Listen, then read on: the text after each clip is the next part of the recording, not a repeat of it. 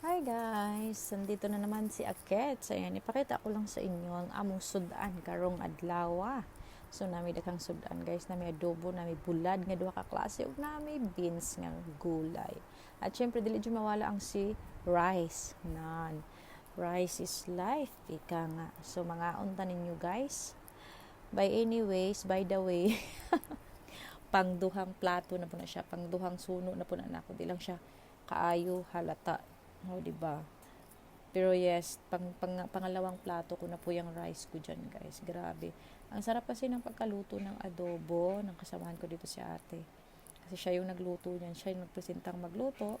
So, siya ang nagluto. So far, ang sarap ng pagka-adobo. Tsaka ang sarap ng tuyo. Syempre, pag may tuyo, kakain tayo ng maraming kanin. Kasi nakakadagdag appetite talaga yung tuyo. Grabe siya. Well, galing pa po